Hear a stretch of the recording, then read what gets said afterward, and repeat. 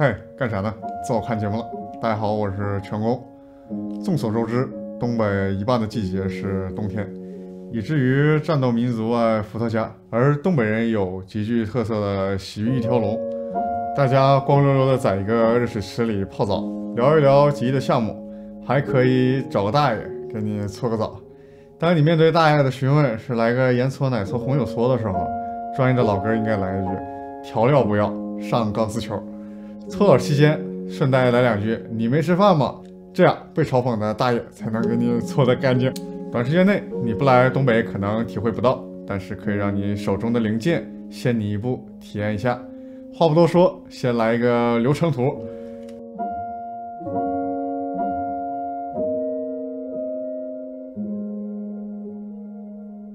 模型制作最终会落在喷涂这道流程上。如果不做大改造，那么我们就来到了喷涂前的最后一个步骤——洗件。对于有过喷涂经验的小伙伴，多多少少都会有一些掉漆的困扰。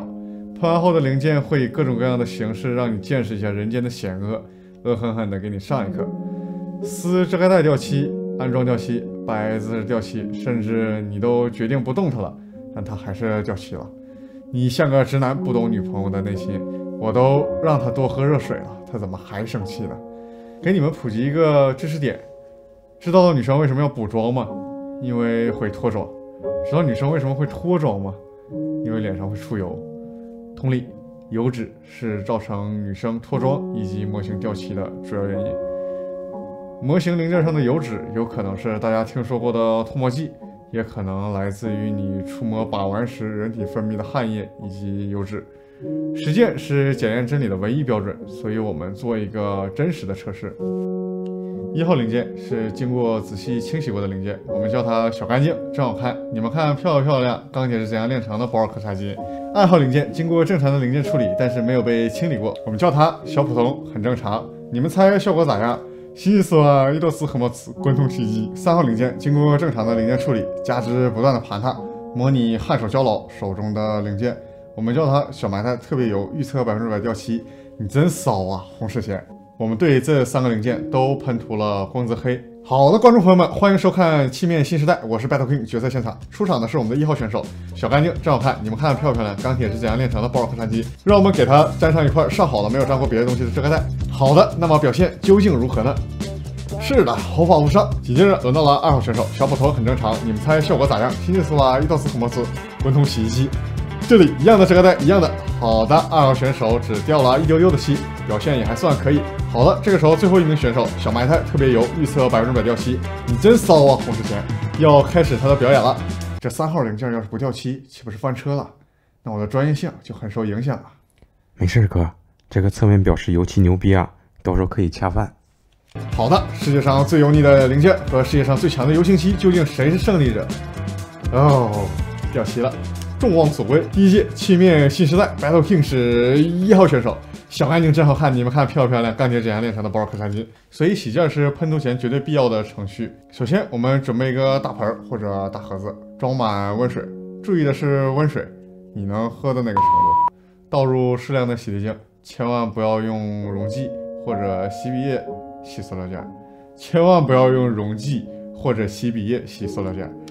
千万不要用溶剂或者洗笔液洗塑料件。洗洁精是性价比很高且能乳化油脂的表面活性剂，就用洗洁精。然后把手放进去，搅和搅和，然后这样，你看这样你就有个大泡泡了。不是，是搅出来细密的泡泡。然后把零件放进来，泡泡好搓，下灰。一般来说泡个1个小时或者1天都行，千万别泡着不管了，会长毛的。然后掏出一个牙刷。不要你平时刷牙的，不要清理碎屑的那个，就要个新的。以后就用它一直刷件。刷件时要对每个零件、每个角落仔细的刷洗，把零件搓干净了，再放到另一个装了清水的盒子里。注意分清盆，别在2个盒子里困住余生。最后过一遍清水，把残余的洗洁精冲干净，感受到洗零件的手指搓到零件有阻力，类似吧嗒吧嗒响，这样才算合格。然后放置到自然晾干，晾干后可能产生水痕，用无尘纸擦擦就行。基础的洗件过程已经结束，可以等待正式的上色了。需要注意的是，比如一个零件我们叠了3、4层的漆，出现了掉漆的状况，但是不是从底漆开始掉，而是从其中的1层或者2层。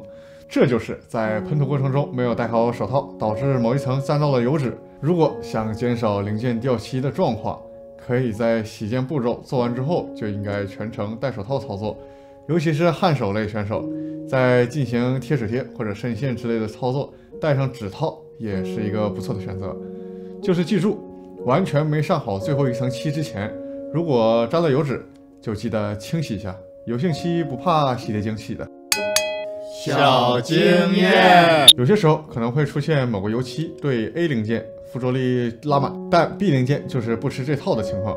全国的建议是，如果接触到不熟悉的零件或者厂商，如果是塑料件，就可以用流道或者上面的名牌做个简单的油漆测试；如果是 JK， 可以挑大平面的零件做个针对性的测试，查看一下油漆和零件的咬合度，防止后续出现大量的返工。在提升漆面强度上，不少小伙伴应该盯上过烤箱，也就是烘干箱。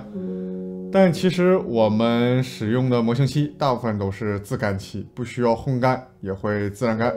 某种程度上来说，烤这种自干漆是可以提升漆面牢固程度的，但是需要的温度较高，至少大部分胶老手里的塑料和 JK 树脂件是受不了的。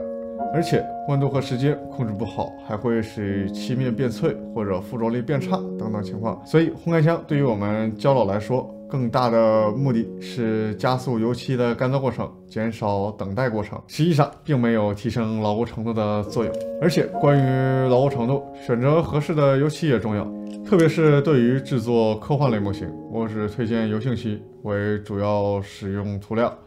通常来说，不论是漆面强度、成漆膜的能力还是发色，都会比其他的油漆要好一点。哇哦，马上就要步入喷涂的世界了呢！